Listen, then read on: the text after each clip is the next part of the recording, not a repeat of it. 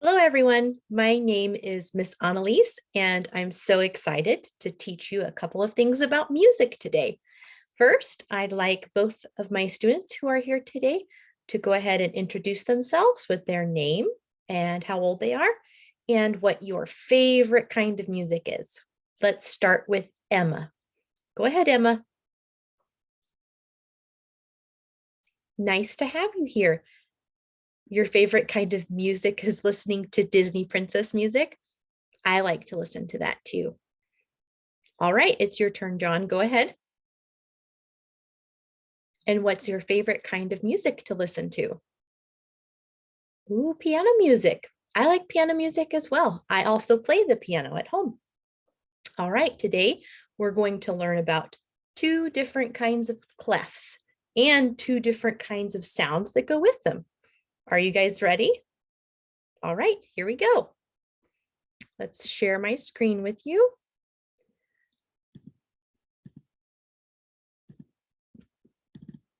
There we go. All right, here we have the treble clef. Have you heard of the treble clef before? That's great, John. Yes, treble clef goes with high sounds. Can any of you guys think of something that might have a high sound that goes with it? High notes on the piano, for sure. What else? Yeah, when your mom sings, does she make high sounds with her voice? You're absolutely right.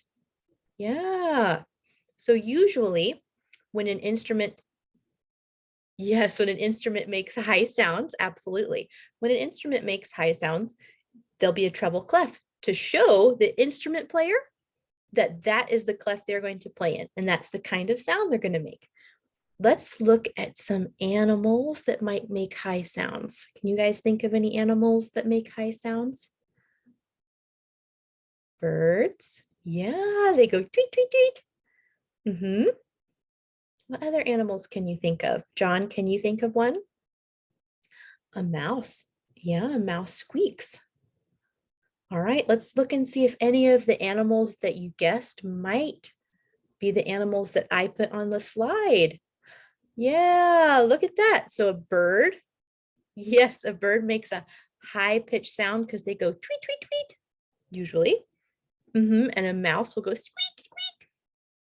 Good, that's another high sound. And horses also make a high sound. Do you guys know what sound a horse makes? Good, Emma. They say neigh. Yeah, makes another high sound. Excellent. Very good. Okay, the other clef we're going to learn about is called the bass clef. Can you guys guess what kind of sounds the bass clef goes with? You're right, low sounds. Yeah. Can you guys think of anything that makes a low sound? Any animal? Good guesses. Yeah, a lion. Good. Yes, shall we see if any of those guesses are also on the next slide? Let's see.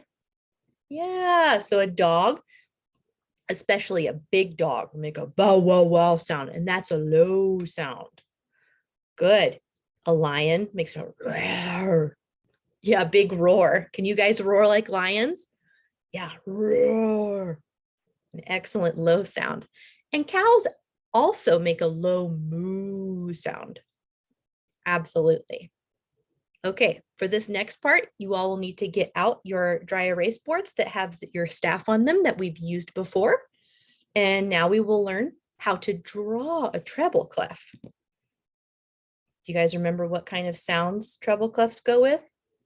That's right, high sounds. Good. So as we've talked about before, the staff, you're right, has 5 lines. And you start from the bottom when you count. Let's count together. 1, 2, 3, 4, 5. Yes. So to start drawing a treble clef, which I'll help you with in just a second, you do make a small circle around line number, what number is that?